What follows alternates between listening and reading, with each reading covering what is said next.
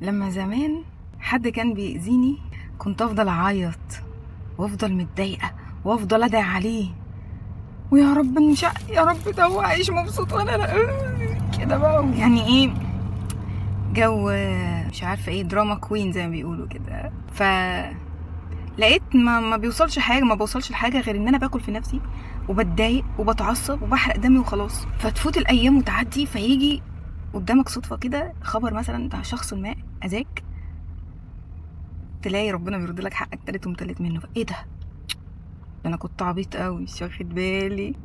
والمشكله اصلا الحاجه جات لك لحد عندك، الخبر يجي لك لحد عندك وانت قاعد في مكانك. امتى بقى جالي؟ بعد ما سلمت امري لربنا، بعد ما قلت خلاص يا رب انا استكفيت.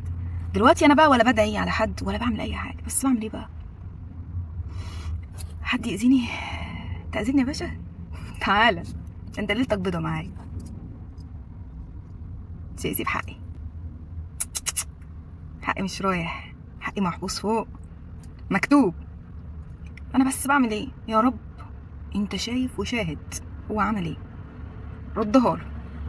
اقسم بالله، اقسم بالله وعينك ما تشوف الا النور. والله والله يا رب اني ما توكلت عليك في حاجه الا وعملتها لي وحققتها لي وجبت لي منها حق تالت ومتلت. كل بقى الناس تيجي تقول لك ايه، زي ما انا كنت من الناس دي كده برضه، امتى ربنا هيجيب لي حقي؟ ما انا عايش وهو عايش حياته ما وصلتش اعرفك. يمكن بيصحى كده في قلبه كده ضيق كده مش عارف من ايه، يمكن مهما الحاجه اللي بتجيله جميله مش عارف يستمتع بيها، يمكن ناقم نعم ربنا عليه حتى اللي موجوده اللي انت شايفها نعم ومقدرها وهو مش مقدرها، ومتضايق برضه ومتعكر. لكن حاجات كتير انت ما تعرفهاش.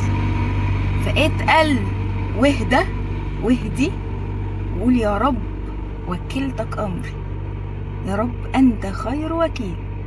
وعيش حياتك بقى، واكب ايامك وروح حارب مع ناس تانية بلاش حرب. اقسم بالله فرهضنا ما عادش، انا عن نفسي ما عادش فيها حيله حارب. انا بقيت ماشيه بالعلاج، انا ماشيه ايه ببركه ربنا. اي حد يعمل لي اي حاجه رب خليك شاهد عليه بس خلاص. بص تلاقي خلاص بقى يعني شاهد ربنا وما تستناش، امشي وخلاص. انت بقى وكلت زي ما انت كده، ولله المثل الاعلى حاشا لله. زي ما انت كده وكلت، لما بتيجي توكل محامي فبتسيب له اوراقك.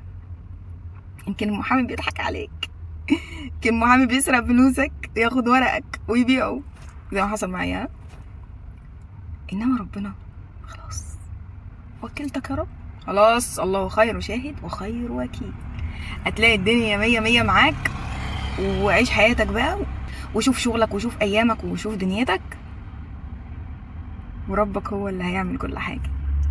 وما تدورش وما تسألش، الخبر هيجيلك لحد عندك وانت قاعد حاطط رجل على رجل. حد تلاقي صدفة كده، ايه ده الحق ده فلان الفلاني حصل كذا كذا كذا، ده عمل كذا كذا كذا، ده مش عارفة. وانت بقى بص اصلا من شدة استسلامك لربنا مش هتحس اصلا اللي هو بقى الله انتصار لا لا لا، هتلاقي نفسك كده مطمئن. الحمد لله يا رب، احمدك يا رب، انا كنت واثق ان انت هتجيب لي حقي وتمشي عادي وتكمل. مش هتعمل حفلة ولا هتعمل بتاع زي ما انت كنت منتظر كده، لا لا لا، الحاجة هتجيلك يا باشا لما انت ما تنتظرهاش. هو كده الحاجة اللي بنفضل عايزينها ما بتجيش، تنساها تلاقيها تحت رجلك، تحت رجلك. فاسمع مني والله العظيم، اسمع من جرب ولا تسمعش طبيب.